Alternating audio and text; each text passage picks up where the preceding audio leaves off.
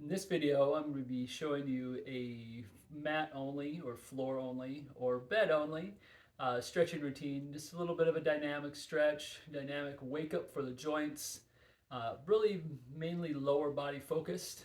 I do have a standing dynamic stretching routine. Once we get done with this, you can move on to that and do a little upper body stretching as well. So let's get started.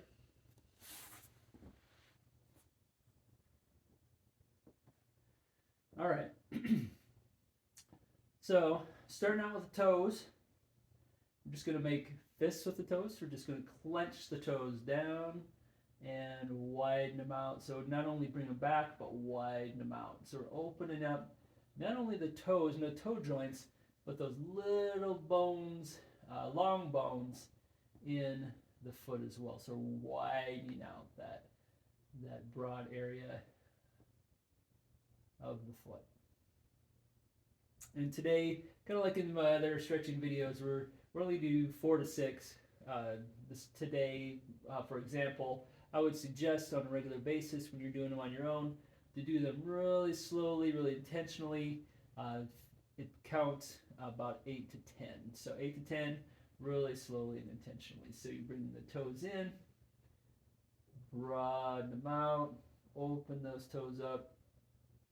All right, move to the ankles, point the toes, and back, like you're hitting the gas pedal, getting the day started, getting the fluids moving, and that's what gets the day started. That's what really drives everything in the body, is fluid movement. So it's so important to engage musculature and just move your body in the ways that are appropriate. So toes down, foot down, foot back. And if you have a little range issue, if you had an injury in the ankle, just go to your range. You might not go as far as I go, and that's all right. So whatever your range is there. Same thing here. I'm going to do some rotation with the ankle. I'm just going to point your toe. So you're pointing your toe, and you're drawing a big circle. Make sure, again, you're taking your time. You're going real slow. I have a tendency, especially on this one, to rush a little bit. Even in the down and up, we want to go down and up. We want to get it over with. But nice and intentional. Go to your edge. And we're rotating really that whole lower leg. So we're rotating the ankle, but the bones of the lower leg, the tibia and the fibula, also get a little rotation. Get a little movement. So important. There's some musculature and some soft tissue between those bones. Important for those to get some rotation. All right, other way. I know I'm probably going a little more than my 4 to 6. Get to chatting on some of this stuff. I don't count very well. So remember 8 to 10 for you. Nice and slow. Nice and broad circles. Ooh, yeah. Sometimes you get a little snap, crack, pop out of my ankles, which is a good thing. Opens those up. As long as it doesn't hurt, it's probably okay. You get a little popping and cracking when you're moving the joints. And again, just a reminder, if you have a little bit of a restriction, you've had an injury, you're coming out of an injury, or you just have some arthritis or something in those ankles, you go to your range. Whatever feels good for you, feels appropriate. Whatever feels good for you is appropriate. All right. All right, other way on this side. Nice and easy.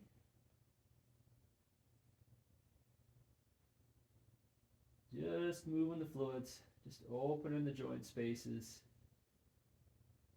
Your joints will thank you if you do this on a regular basis. Daily if possible. Again, you can do it on the bed. You can do it wherever you can put a mat out on the floor. Sometimes it's just nice to be on the floor for a little bit. And you can do it on the couch, on a recliner. But just make sure you're being intentional. Make sure you're taking your time. All right. Moving along here, we're going to get to the knee here a little bit, knee hamstring. So you activate the quad, point the toe, get a little stretch first on the front of the shin, Then you're going to point the heel, and then you're going to feel it through the back of that hamstring. And so you can do a double time on this one if you want to do 8 to 10 for both shin and calf. I'm just going to do my 4 to 6 here. So you're going to point the toe, point the heel, point the toe, point the heel. Nice and easy. Again, it's about range. I don't go straight with my knee on that for sure. My hamstrings can tend to be a little tight, as most of us are. But this is a great way to wake them up in the morning. So you're pointing the heel, pointing the toe. It doesn't matter which one you start with. Point the heel, point the toe. And again, if this is your range right now, that's okay. If you do this on a regular basis, your range will open up. I found that for myself. And so might not be perfectly straight, and in some standpoints, it doesn't need to be. And also, if you're a little bendy, you're a little hypermobile, make sure you're not overextending that knee as well. So we'll throw that in there. I know some bendy people in my life, some bendy people, some hypermobile people. Make sure you're not overextending that knee. I know for the majority of us, that's just not even possible. So just do what's right for you. In the end, that's always the right thing. All right, moving along. So we've gotten through the ankles, the toes, the ankles, knees.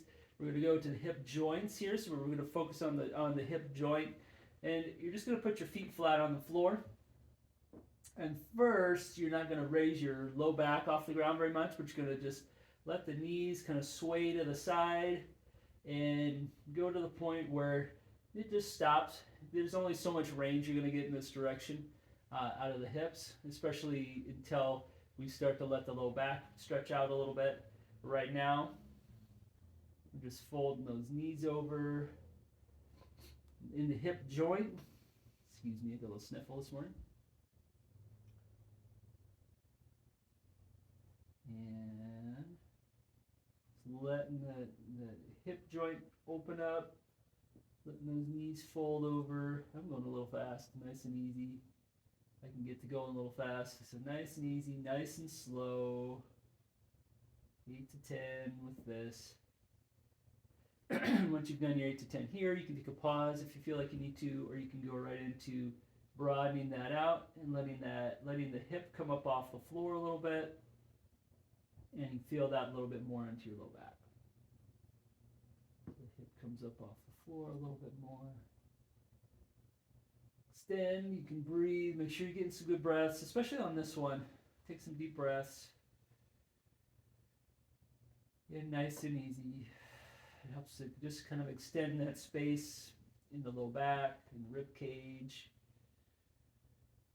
Brings the stretch up into kind of the mid back a little bit more with the breath. Nice and easy. Feels good.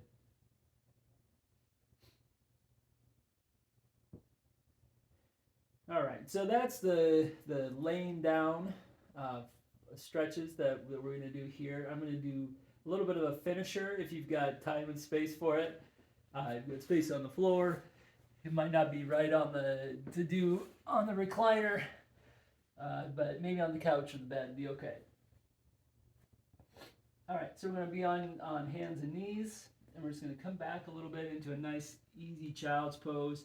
Again, if you have knee restrictions, make sure you're honoring your knee restrictions. And we're just going to come up into a little bit of an upward dog. Nice and slow, nice and easy. Don't jam yourself into this position.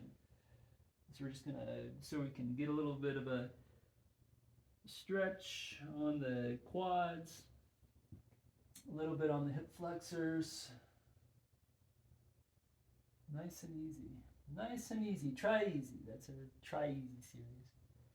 Don't try hard, try easy. A yoga instructor once that liked to say that. Really kind of stuck. A good mantra for life. Don't try hard, try easy. A lot of times we try too hard. All right. Nice and easy. We'll do one more time just because it feels good.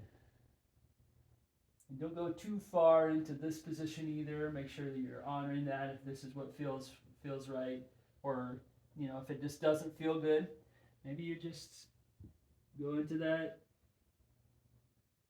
child's pose and just sway a little bit. Just get a little bit of a sway. Maybe that's what's right for you.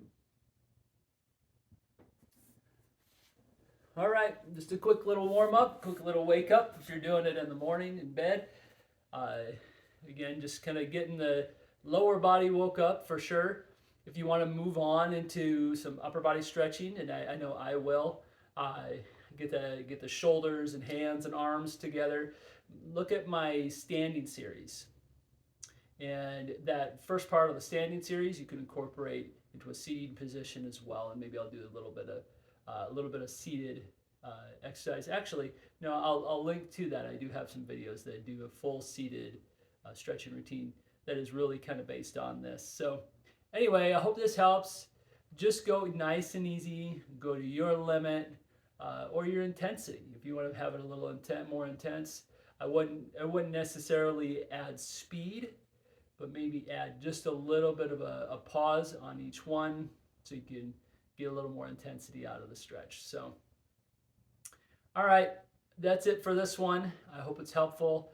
Again, if you have any difficulties, make sure you put what you're struggling with in the comments and I can give you some advice on how to make it easier for you. Feel free to reach out. We're on social media. We're on Instagram, Facebook, at norma.healthyliving, same as YouTube here. Feel free to reach out anytime. And these videos are made to share, made as resources for those of you out there that are mentoring others in your life to be healthy and have a health-oriented life. And so make sure you're sharing these with the people that you're really trying to give some ideas, not to give some ideas, but just be that mentor, be that person for them to be there to help them figure out their process. So this is there for that. So make sure you're sharing. We'd appreciate if you like these resources, if these are helpful. It helps us if you subscribe to the channel, like the videos, make some comments. Let us know how we're doing. Let us know what else you want to see from us as well. All right, that's it for today. Many blessings. Have a wonderful holiday season, and we'll talk again soon.